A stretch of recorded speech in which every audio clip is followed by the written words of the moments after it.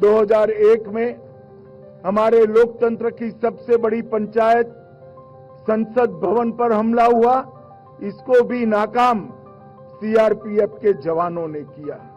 2005 में श्री राम जन्मभूमि पर आतंकी हमला हुआ, उसको भी निरस्त करने का काम सीआरपीएफ के जवानों ने किया और मंदिर को सुरक्षित रखा। भाइयों और बहनों, सबसे बड़ी कामयाबी सीआरपीएफ के इतिहास में लिखी जाएगी, वो अनेक सालों तक याद रखी जाएगी कि इस देश को नक्सलवाद से मुक्त करने में सीआरपीएफ ने बहुत बड़ा योगदान दिया है। आज भी दुर्दांत नक्सली भी जब उनको समाचार मिलते हैं कि कोबरा के जवान उनकी ओर गति से बढ़ रहे हैं तो उनकी रूह कांप जाती है। इस प्रकार का एक बहुत बड़ा शौर्य का परिचायक सीआरपीएफ की कोबरा बटालियन बनी है। मैं आज इस मंच से 86वीं परेड के दिन पर कोबरा बटालियन के सभी जवानों को हृदयपूर्वक बहुत बहुत शुभकामनाएं और शाबाशी देना चाहता हूं। आज जिन्होंने इतनी शानदार परेड की है वो देश के अलग अलग हिस्से से आए हुए सीआरपीएफ के जवान और उपस्थित सभी सीआरपीएफ के परिवार को बहुत सम्मान सहित मैं प्रणाम कर मेरी बात की शुरुआत करना चाहता हूं। आज यहां आने से पहले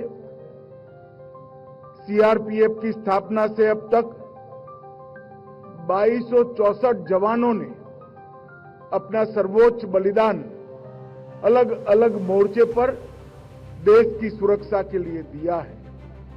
मैं वो सभी को कृतज्ञ राष्ट्र की ओर से सैल्यूट कर यहां आया हूं और वो सभी 2264 शहीदों के परिवारजनों को मैं कहना चाहता हूं कि आज देश 2047 में सर्वोच्च बनने की दिशा में आगे बढ़ रहा है।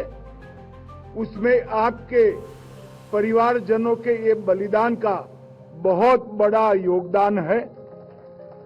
जबकि देश की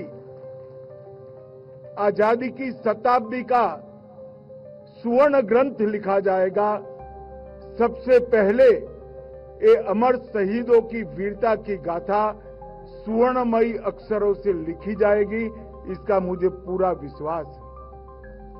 हमेशा सीआरपीएफ ने देश की एकता और अखंडता बनाए रखने के लिए अपना सर्वोच्च बलिदान देने में कोई कसर नहीं छोड़ी और इसीलिए जब भी देश में कहीं अशांति होती है और गृह मंत्री के नाते जब मुझे मालूम पड़ता है कि सीआरपीएफ का जवान वहां मौजूद है, मैं निश्चिंत होकर अपना बाकी काम करता हूं, क्योंकि मुझे भरोसा है कि सीआरपीएफ है तो विजय सीआरपीएफ के जवान की सुनिश्चित। भाइयों और बहनों, मोदी जी के सरकार दूसरी बार बनने के बाद 2019 में हमने निर्णय किया कि सभी सीएपीएफ का स्थापना दिन देश के अलग अलग हिस्सों में मनाया जाएगा। उसी के तहत आज ये वार्षिक परेड नीमच के अंदर मनाई जा रही है और आज यहां पर सीआरपीएफ के कई जवान, कई कार्मिक, उनको उनके उत्कृष्ट प्रदर्शन के लिए अलग अलग प्रकार के अलंकरणों से नवाजा गया है।